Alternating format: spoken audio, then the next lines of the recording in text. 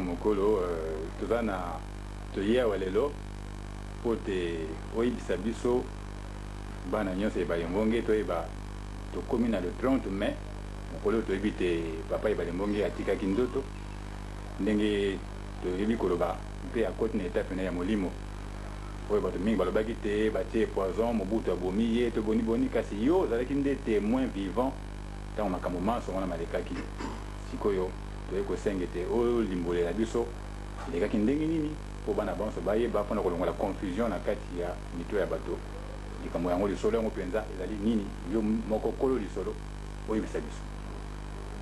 Merci papa journaliste Bolenge. Nayebi te lisolo ya boutique nzoto ya papa na biso papa mokonzi Balmbonge eningisaki Kinshasa, eningisaki mboka na biso mobimba et une très grande partie ya mokili Afrique na mokili mobimba.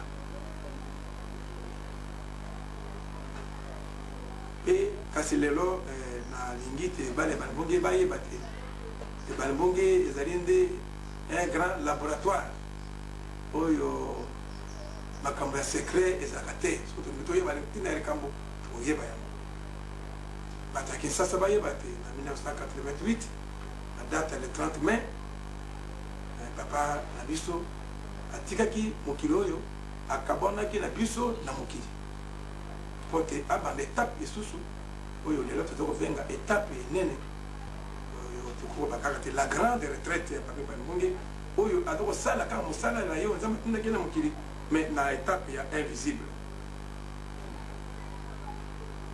Alors donc ce qu'on a le kaka lisolo où il est kaka dans le 30 mai 88 bato ba comprendre malamu te pote bato ba comprendre où il est kaki po balongola na mutu na bango te mutu moka bomaki ye esengeli ke na bana mwa liboso moke pote ye oyo atiki biso ayebaki te akotika biso le 30 mai 1988. D'abord, azali koyebisa biso te soki ndeko na ye Yesu Kristo asaki oyo aye mosala mission asaki 3 années mais ye alingi aleka 9 ans te, c'est-à-dire aumula mingi na oyo aye mosala te. Donc papa na biso Balmbonge azali koyebisa biso te soki ndeko na Yesu na mission na ye mokili asaki mbongola misato il pas alingi amumela mingi te alingi aleka mbola liboa te 9 ans te wana taki kolaka ya liboso, c'est-à-dire soko Yesu asaka 3 ans na mission na ye ye oyo aye mission ya papa mokonzi Balmbonge bandaki dans le 9 mars 1979 atiki biso na le 30 mai 1988 exactement 9 ans. Donc ayebaki yango lisusu na nini ntango nzambe atindi ye akende na bikoro na résidence na ye na concession ya monene kuna na bikoro ezali au de lac Tumba po asala retraite na kuna osika asalaki mbola mibale 2 années et 2 mois bongo mokolo oyo azongaki oyo asilisi misala nzambe alobi sikoyo tokende kobanda mosala na yo na Kinshasa ezalaki na date ya le 31 juillet 1981 akomi na aéroport ya Mbandaka kuna akutani na ambassadeur Ipoto Martin bato nyonso bayebi ye azali awa na Kinshasa bakokende kotuna ye bakutani na aéroport ya Mbandaka mpe papa mokonzi Balmbonge ayebisi ye Martin pourquoi tokutani awa na aéroport ya Mbandaka lelo le 31 juillet 81 ngai na yo tokokutana na lisusu na Kinshasa mokolo oyo ngai na kotika Kinshasa mpona kozonga na bikolo na mokuse talaka elingi kobata na 1981 entre 1981 et 1988 7 ans avant ayebaka te ye akozonga na bikolo na ndenge toyebi atiki nzoto, c'est-à-dire akufi eloko te elekaki mokolo oyo toza kokende na nzoto ya papa mokonzi na bikolo na juin 1988 le même jour ambassadeur Martin Ipoto aza kotika Kinshasa po akende na ambassade na ye c'est attaqué ambassadeur na Varsovie, na Pologne. Omoni, donc, ils allaient m'accompagner 7 ans avant à Yebakia. Puis à Yebakia ambassadeur. Donc, ils allaient coller à Mokamine. Donc, c'est pour vous dire que Azaki moto ordinaire T. Azaki Moussari Azambe, il y a mon aîné. Puis Zambé a parlé de la journée, il y a sol. Parce que à Kouakabonga, y compris l'Iwanaï. Donc, na Yebisité, à Yebakia. Puis Azaki a capité de Microyon. Tout le matin, tant de commis, c'est quoi na 1988. Tout le matin, en 87. Tout le matin, en 86. En 86, tant que Yebakite, Nicolas Belema, après le retour dans Zambé, tout le tika nani awa na mukili pour représenter Bisso. Zambé a répondre été. Mais, comme on a date, le 1er mai 1986, on a Bengi Sakinga, pour Zambé, et Bissaki de Benga, on a Nangai, la combo ya Gaspard Mokolo, la Zambé Gaspard Mokolo, ndeye, où il y a un poni pour Azala, représentant la Bisso, Namoki. De Banda date le 1er mai 1986, Nazaki nommé Zambé Moko, et puis c'est mon anaï qui Madame Gaspard Mokolonde Abozala, représentant la Bisto Namoki, représentant de Banabongi Namoki. Donc, et c'est un gars qui était à tout là, on voulait m'obéir pourtant, il y a des gens qui sont là, le Gaspard, Nzamba le bi, les Camerounais, Yoki, Koloba, on a monté, même pas la mention. Pour Nzamba Pomaka. Donc, il y a des secrets entre Ngaï et Nzamba. Albi opposila jusqu'à ce que mon col oyoye Zambia oyoye bisangai ngai papa bangoge bon na yebisa na bana nyonso te yonde oyo opposala représentant ya biso na mokili pona nini tango ba komi bomba parce qu'il y a des garanties commission bon moté wana ezali pe kolaka lokola na cadre ya kolaka parce que ngai batike mokili oyo e bale monye kaka boite bon tabandeki mokaza kolo fallait ordre ya Nzambe ça. Il fallait un représentant. Le jour, le 23 mai 1987, né investiture officielle. Il y a fait mon Makoki en puissance pour Mokumba. Il y a M. Barmungi, Namokili, visible et invisible, mais il y a alors, tant que comme il y a janvier 88, Mabé Barmungi a multiplié Maloba. Il y a la Kabiso. Nous sommes là, mon côté, à Kokaki a tenté à bébé sa vie. Il y a on a bien marqué, on a fait bien monter le long. Après mon cousin, et bien les mongues. Mon côté, nous avons dans d'autres naïfs. Yo, auquel le bête est bon, donc ici, canine. Yo, auquel le côté poison, ouais. Et bon, c'est impossible. Alors, nous comme on a de côté, en plein pied, en 1988. Qu'on a fait mon les akili. Maman la biso, maman gamme, pour les akili bolonga naïe. Et c'est vrai que chaque jour, à tout nagaye, pour la manine, pour nous autres, pour y voir naïe, et akili kakaye, mon côté, nous avons besoin de kati.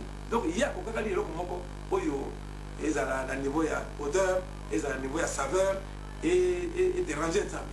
Donc il fallait Nzambe y ça y est. On a été. Que le ban à moi, c'est d'ailleurs, à la balibundu, à la maboya sarabo. De façon que les déranger Nzambe.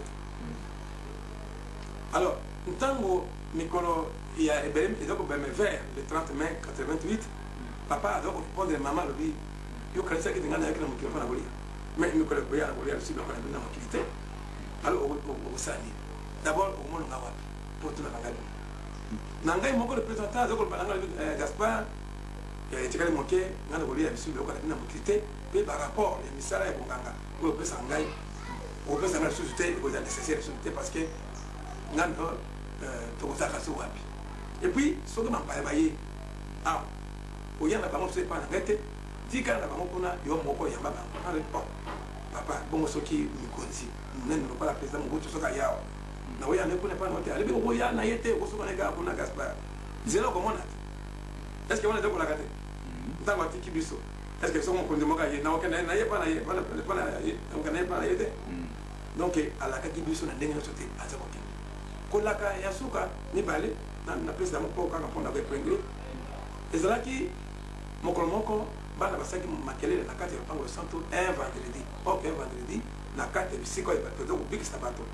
makele ezalaka te mpo bapuissance eza kosala mingi mokolo yango bana babosanaki basaki makele ekomi dimanche kaka tokóma na sanza ya mitano ayebisi biso bo alobi bino bozokosala makele na lupango oyo bobita lupango bapuissance ya nzambe ezokosala mosala monene bobikisa bino mpe bolanda makambo ya mokili mokolo moko so boye bokutila esika na telemi awa ebembe ebana bongi est-ce que bosasi makele epuis ekozala un certain lundi ok ntango atiki biso c'était un lundi le 30 mai 1988 c'était un lundi donc eza kolaka kolaka oyo naza kona koki illustre bino ya soki ezali nini ezali le jeudi qui a précédé oyo ezalaki liboso tokóma lundi le jeudi wana mama moko mosali azali lelo ye na mobali na ye papa Pierre Tona bazali na Bruxelles bakokotuna bango baye kolaka papa mpo bakende na elanga na bango ezalaka entre Matadi et Boma concession na bango ezali kuna baye kolaka bango le jeudi or abakotika biso 3 jours après le lundi mama kabango alobi papa biso toya kolaka yo tokende na elanga na biso kuna na koleka Matadi papa alobi na bango alobi ah mama yo na mobali na yo bokorate fete monene kozala lundi alors boza kolate fete monene mama alobi fete kozala lundi papa fete monene alors mama kabango na mobali na yo alobi alors na sekala papa tokozala fete yango le lundi 30 mai 1988 on eza kolaka te me bata mokili soko biloko ya sata eleki bango makasi nde balobaloba eleki bango na mwa bahistoire wana elakisi na baoyo balingi oyo bazala kondima bandima te ezalaki ya solo mosali ya nzambe monene oyo eloko moko ya mokili ekokaki ezala na molili epa na ye te molili ezalaki epa na papa mokonzi bangonge te nzambe avandi na nzoto na ye eloko moko te abosana yango ezalaki te nyonso ezalaki polele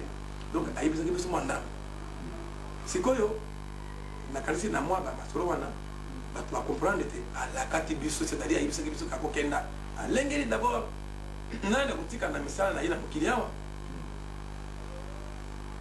ezalaki ngai moko représentant ati ngai maboko ayebisi ngai le 1er mai 86 mpe aye kobimisa yango na miso ya bato nyonso surtout mpe le 23 mai 87 batinga maboko bainvestire ngai na bapuissance oyo lelo naza kokoma mosala na ye na mokili mais naza kokoba mosala na mokili grâce na présence ya ye ezala nzambe pape banamongi ezala ye moko bango mokonzi banamongi bazali na ngai bazali na biso tout le temps et à tout moment alors sika toloba makambo oyo ekomaki na le 30 mai yango elekaki ndenge nini le 30 mai ngai na papa en tant que représentant tosukaki komonana le mercredi na masolo na biso tosolo normalement mais namonaki te na ndenge tomeseneke na santaki te alingi alobela ngai makambo kasi alingi te me yango epesaki ngai mwa mawa na molimo na ngai mais tomonani te mercredi jeudi vendredi samedi dimanche tokomi dimanche na ntongo nabi bon nakomona papa lelo mpo akobimaka losambo atindeli ngai maloba nayebisa bana nyonso banamongi te losambo public ekozala te ngai napesa banganga nzambe ordre na place ya losambo ya bato nyonso tu basalisa bakoni na makono na bango basalisa bamaladi nde journée ezali kaka ya lisalisi ya bonganga nakanisi te nazalaki na esengo mpenza te ke mikolo ebele likambo tomonela ngai na papa te alors esalaki te le lundi nake mosala ntango wana kosala na banque centrale nake mosala mais motema na ngai ezalaki na mosala mpenza te motema ezalaki nakende mbangu na mbinza mpo nakwa komona papa tosolola malamu nake mosala maye na ngai ezalaki kaka kuna nakomi na mosala nasali mosala te namonaki nalongwaki na banque centrale aux environs ya 14h30 14h45 mpo nalanda mbangu mpona esika nazalaki na posa namona papa tomonaki te depuis quelques jours nakomi kuna exactement na lopango esika bayambaka ngai mpona porte esika papa azali nakomi exactement entre